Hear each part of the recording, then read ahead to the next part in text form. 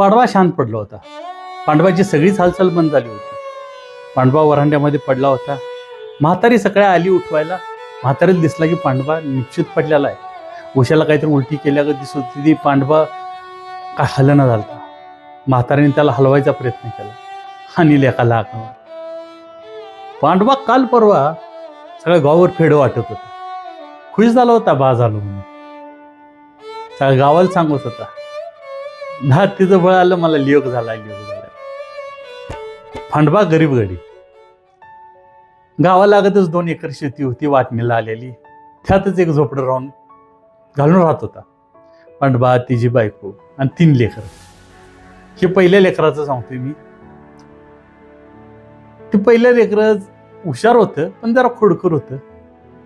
पांडवाच पण लय प्रेम होतं. पण लहान असतानाच ती पोरग जरा आगाऊपणा करताना पांडवाच्या बायकोनं त्या पोराच्या मनामध्ये भीती घातली की तू काय आगाऊपणा केलास तर बाला सांग. आणि आमचा पांडवा मात्र त्या रोलमध्ये गेला. एकदा तो विलनच्या रोलमध्ये गेला.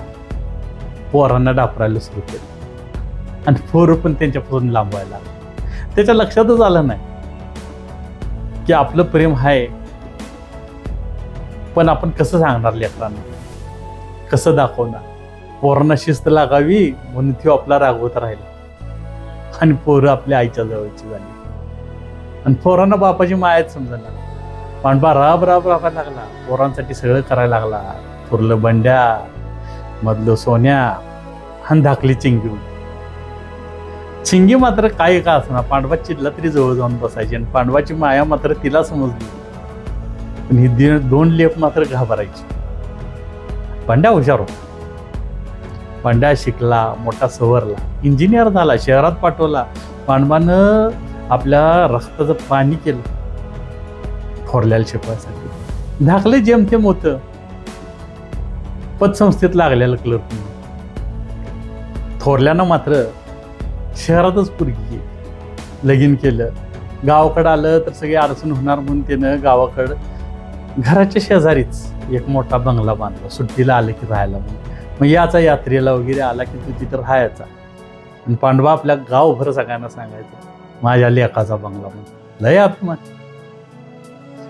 पांडवानं जसं ते घर बांधलं ना तसं घरात राहायचं विसरलं आणि त्या बंगल्याच्या वरांड्याला झोपायला सुरू केलं. पांडवाचा बाप समजला नाही पण पांडवाचा वॉचमॅन मात्र झालेला दिसला लोकांना. पांडवाचा बिछाना तिथंच असायचा. धाकलं पोरगं पलीकडेच घरात राहत होतं. त्याच्या जुन्या झोपडीमध्ये राहत होतं घरामध्ये.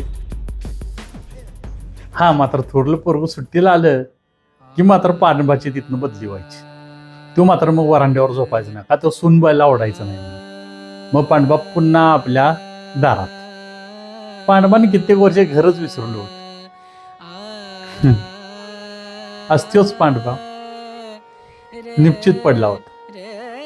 तिची हालचाल होत नव्हती.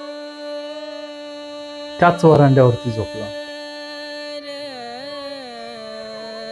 धाकल्यान थोरल्याला फोन केलं, बोलवून घेतलं. सगळं पंचक्रोशीत समजली पांडवा गेला म्हणून. मग पांडवाची चर्चा सुरू झाली.